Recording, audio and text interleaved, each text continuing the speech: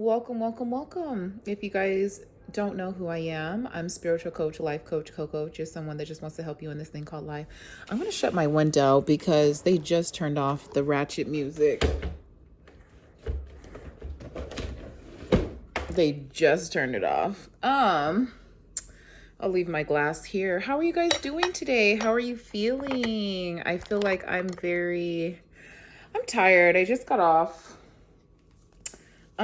Do you guys feel like your life is changing? Do you feel like you need to have conversations with people? Is there still unrequited feelings that you're feeling inside that when you have conversations with people, it's sometimes like, I don't even want to talk to this person because, maybe something they did like 5 years ago, And I want to say that it's time to forgive. It's time to forgive and forget. Like, I think that sometimes people do us so bad that we're just like, I'm never going to let that happen to me again. It could happen to you again. And then you're going to hate the next person that does it, and the next person that does it, and the next person that does it. And it's not even about like, it's not even about like, you being able to make better choices. It's the fact that it can happen to anybody. When people are bad, and I don't want to say bad, when people have bad intentions or they're uneducated and they're mentally traumatized, they do the same thing to people. It just wasn't happening to you. It was also happening to other people. Maybe not on the same scale. Like maybe, you got hurt in a love situation, but I promise you that like in certain situations, other people are experiencing the same thing you're experiencing, whether that's at work or their family or their friends. It's just not in the same way. So it's time to forgive. It's time to, say, I know you treated me like shit, but especially if you're still going to be around these people. Like for me, I feel like my parents are people that I feel like I want to be around because I think I know that they're the first people that I've ever known in my whole life. But it's also some of the things that they've done, it doesn't make me feel like, it was actual love. And then you talk to other older people and they're like, your parents did everything they could. No, they didn't. Okay. They spent their money on alcohol and cigarettes instead of going to therapy. Yeah, shut the hell up. So that's for my cousin because I hear what she's saying because she's a mom too, and I understand that people grew up in a different era. But isn't it crazy that our parents, I'm a millennial, my parents grew up in a different era, same as my cousin, because she was trying to explain this to me. Um, and they did the best that they could, but yet my sisters who suffered from trauma from my parents, they ended up moving out, or all of us ended up moving out early. They don't treat their kids like that. Their kids might have other complaints as far as like, you didn't let me go outside every single day. And there's other complaints that we have. I'm not saying that you're not going to have complaints as an adult and as a child or in a family relationship. What I'm saying is when your children are physically telling you that what you're doing is negatively impacting them, you should probably listen the fuck up. So the fact that my parents didn't, and maybe they didn't have the mental strength, I don't know what to tell you. There was two of you guys that were there, and go to therapy, okay? I know that my parents had I know that they had insurance at the time when I was younger because yeah. So you have to, if you want to be a better person, you have to seek out things to be a better person. You don't just think that, oh, I wasn't blessed with it, so I don't have it. Unfortunately for Black people, that's not the case for us. We have to go out and go search different resources, different type of friend groups, different type of jobs that are not going to treat us the way that society treats us or thinks that we should be treated. So let's get into the reading because I don't want to sit here and chat with y'all all day because I could talk about it forever. So go ahead, if you guys would like to do this prayer with me, go ahead and close your eyes. We're going to take 3 deep breaths, and I am drinking wine. So today's been a long day at work, and it's sad that I don't have someone, that I can come home to talk to. And I know you guys are like, oh, what about your friends? My friends are working, my family, my sister's taking her kids to birthday parties. Um, you know, everybody's working, everybody's doing their own thing. So let's get into it. Okay, deep hail, deep inhale on three. 1, 2, 3. And release. And inhale. And release. Slow inhale. And hold.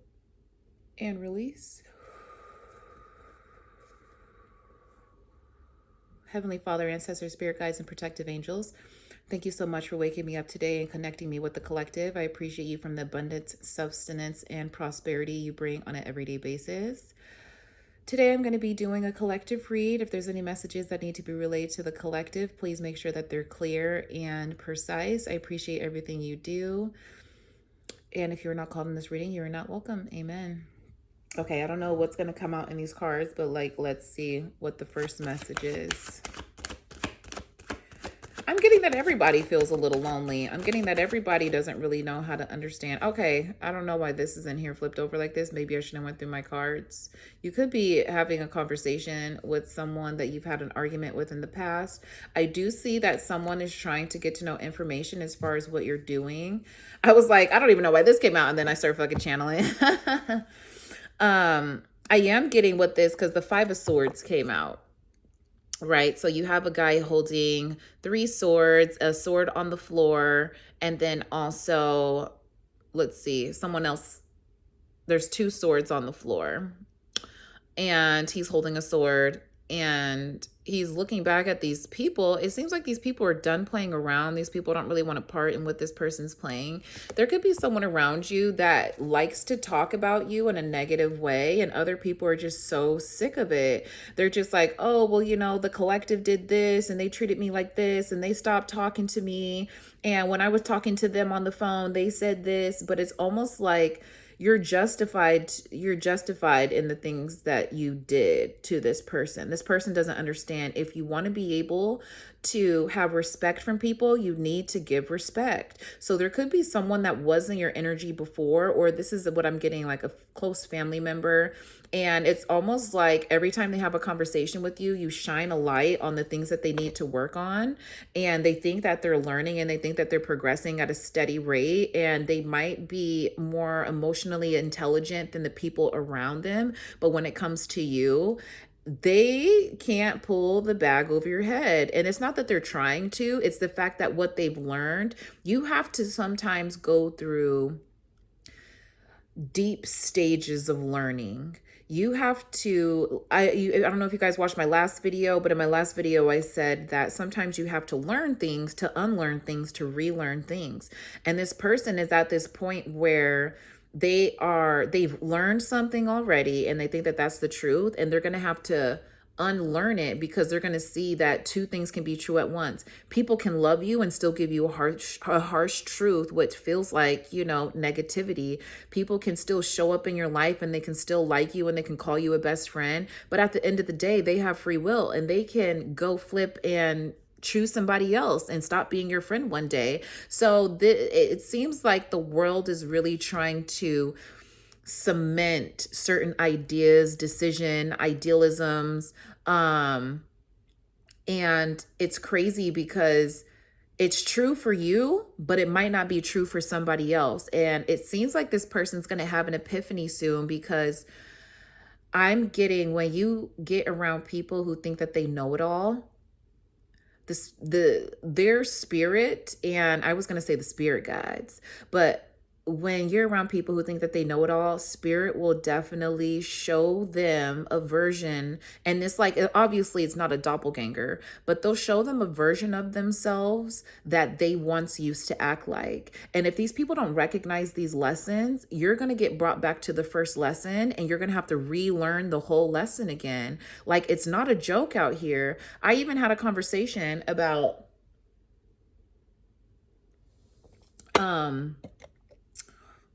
how I feel like the people who are romantically interested in me, they're part of these secret organizations. And I tried to tell my friend, and I was like, I tried to tell two people. I tried to tell my friend, and I tried to tell someone who's an old friend, and I tried to have a conversation with them about it. And they were acting a little bit too casual for me because they're like, yeah, like there's secret organizations everywhere. Like, you shouldn't be surprised. And it was almost like I didn't feel seen and I didn't feel heard at all. So I'm not going to talk to them because I don't feel like it. And I don't like, I feel like if I were to go against what they were saying, I would have to put them in a position that makes them feel foolish. And I would rather not do that because I haven't found a way to use tact and to let them understand what I'm going through, because they're not going through what I'm going through. So their advice is only from an outsider perspective. They're only able to tell me things that they've learned online or they read in an article. They've never stepped in a masonry before. And even if they did, how long ago was that? Were you there as a oh were you there as a dictator, or were you there as a guest? And who invited you and why were you there? You know? So let's pull some more cards and see what Spirit has to say. I'm going to start recording on my phone again because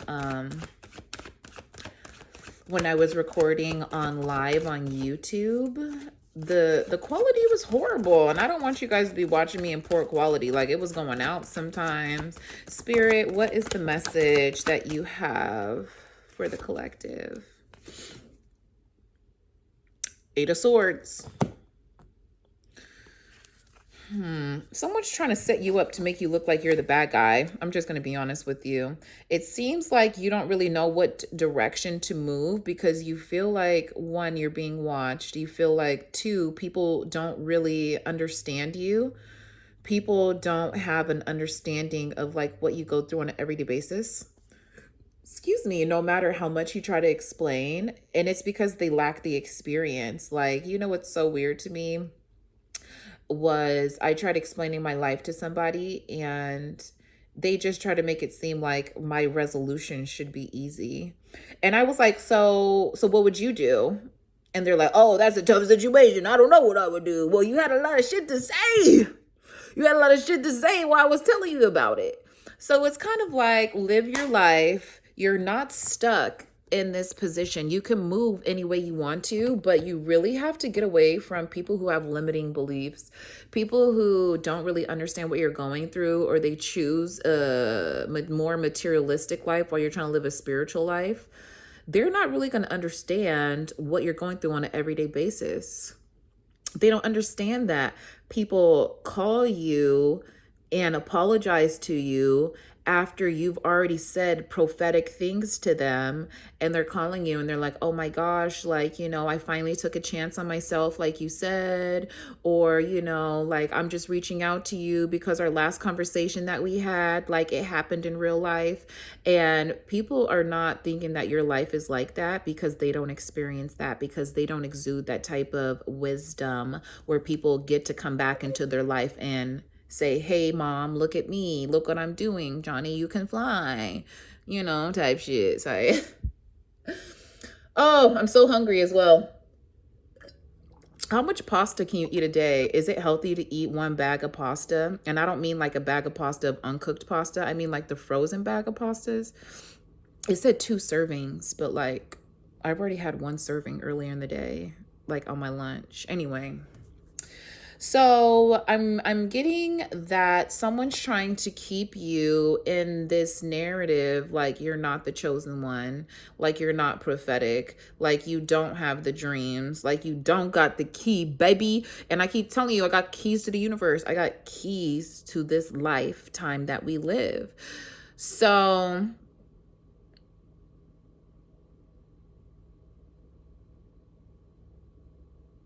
you're dealing with someone who, I don't know if they have like a little beer belly. I'm looking here and I'm like, is this someone who like drinks a lot? this is somebody to me who I feel like they look like a sneaky person. They look devious. Like, you guys got to start looking at people's physique. Sometimes they do be looking like goblins and gremlins. I'm very honest. There are certain people out here, they look like people look like animals. What do you think I look like? I think I look like a gazelle. That's what my seventh grade teacher told me. She said I look like a gazelle. And I said, you know what? I can see that. I can I can see that. And I was real skinny like in middle school. But people talk to you like you don't have the knowledge that you do. And my thing is, you could name drop all the things that you have, and people would still think that you don't have the knowledge that you do. Because when I've noticed, when you're an active practitioner and you're an activist just in general, a lot of what you learn is not going to be used in the battlefield in the same way. It's like if you were to take like a standardized test in school and you study for it, those questions the what you study is going to be on that test. Those questions are going to be directed to what you study. Life is not like that. And I also want to say this and mark this. If I feel like a lot of people are going to see this video eventually. I'm somebody that feels like it doesn't matter how much schooling you have. Sometimes you don't have the intuition and the spiritual knowledge. You're just not gifted with it. And maybe you might be gifted with it if you were to take more time on yourself, stop smoking, stop drinking, as I'm drinking right now. Stop smoking, stop drinking.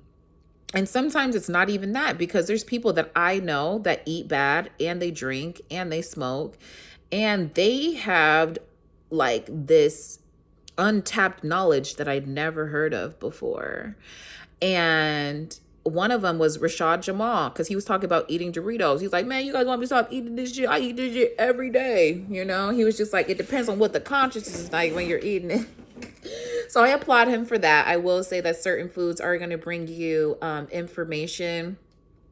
Fruits and vegetables are obviously going to bring you information. Just foods that have a higher vibration. Foods that are alive are going to, make you feel more alive. But what I'm saying is, they don't have the knowledge that you have. And then even when you tell them, they're still looking at you like as a scared person. They don't know what you've been through.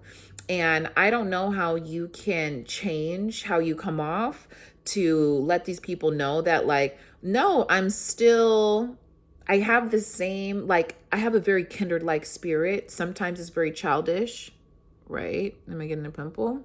Sometimes it's very childish, but sometimes it's kind of like very direct and straightforward. I usually don't talk to my friends with a very direct and straightforward, tone. And I feel like when I do, it's still not received. And that's why I don't talk to them anymore. So if you're experiencing that, you should talk to your spirit guides and you should talk to the Most High. Okay, what advice do you have for the collective? Is there any more advice that you have for the collective? You guys, I'm seeing a lot of arguing. I don't know what's going on. I have the Fool and the Five of Wands. Ooh. I feel there's going to be and I know it sounds crazy, but there's going to be a new argument that's coming in.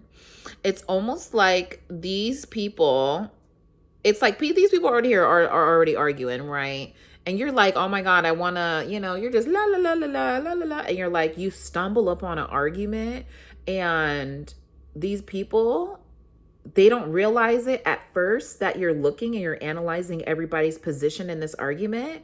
And then eventually they're going to try to argue with you. There's a lot of people right now who want to see you as the old version of yourself, but you're just more aligned. What did I hear earlier? I was listening to like this TikTok post of like, I'm pretty sure people use ChatGPT for like these posts for these prophetic posts.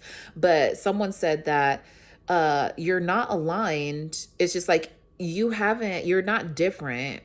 and when you come around, you're not a different person. You just took off the mask and became more aligned with who you are as a person. You took off the mask of, treating people nice in times where you shouldn't. You stopped the people pleasing. You started being more of yourself, and that makes people uncomfortable because you're not moving in a specific way to make them feel comfortable. So now that you're more comfortable with yourself and you're not sugarcoating anything and you're speaking up for, yourself, you're telling people, okay, you're talking too much. Please don't talk over me. They find it so offensive that they're trying to start a case on you. They're trying to be like, well, yeah, she did this to me and she did this to me and she did this, or he did this to me and he did this to me. And they're trying to create a case against you because it's almost like an intervention. Like, yeah, we noticed that, you changed and when you became like this. And I don't worry at all. Don't worry about this. Don't worry about, and I'm not saying don't worry about it like it's not going to happen. I mean, don't worry about it in the sense of these people are only coming to you because they don't benefit off of you anymore. And when you're in the situation, because this argument, intervention, whatever it is, it's going to happen.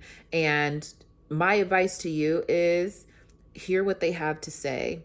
Be an observer. Don't be a reactor. Don't react to it. Respond to it after you're the observer. See what they have to say, because a lot of what people are going to bring into you and, showcase their feelings and things that you've been doing, there's going to be very justified reasons of why you did that. And it was 21:12 when I said that, meaning that there's going to be balance. Just like how they saw something, there was something also going on your side as well that made you react in that type of way. And what's going to be so crazy is you guys are going to win the battle. I'm just going to be honest. You're going to win the argument, win the intervention or whatever it is, because you're how you represent yourself. You're completing a story and a narrative for them. You're showing up and saying, okay, I understand how you guys feel with me, ignoring you or not giving you a call or, not forgiving you for certain things. And then you're going to tell your part of the story of what you were going through on your side. And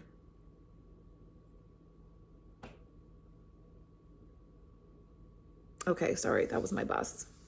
And they're saying you're going to be saying on your side, well, this is what I was going through and this is what was going on for me. And this is how I felt when, you guys were doing this as well. And I even expressed this to you, but you weren't in the mental space to understand me and figure out what was going on with me. So I had no choice but to live my life. You didn't have space for me. You didn't let me grow. You didn't ask me questions. And you just shied away because you thought I was changing into a different person. When in reality, I was asking people for help. I was asking for people to help me. You guys didn't know what to do. And I physically had to live the advice that you were giving. And sometimes it was no advice at all.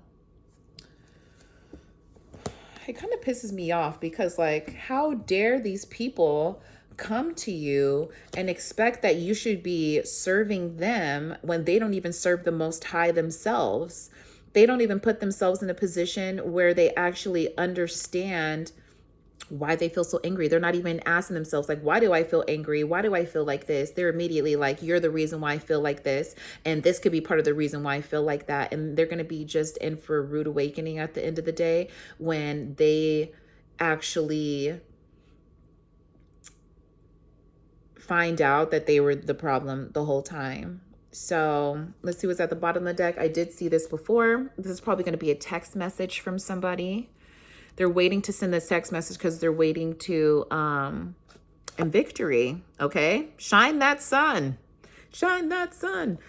This person is waiting because they want to make sure that you're not in a weird headspace because they don't want to try to start an argument, but it's not going to start an argument if you just listen and don't respond. And I feel it, it's Mercury retrograde. People are going to be feeling how they want, but I definitely think that if you just, sharpen your skills and really understand that people are only addressing you because they're trying to figure themselves out, you'll really understand that it's really not your fault. And this is what people do. especially when they're not healed. So I love you. If you guys like these messages, be sure to share, like, and subscribe. Again, you can always book a personal reading with me on my YouTube at Not Your Average Coco, and I leave that down in the description. And I hope you're having a wonderful Saturday, and I'll talk to you later. Bye.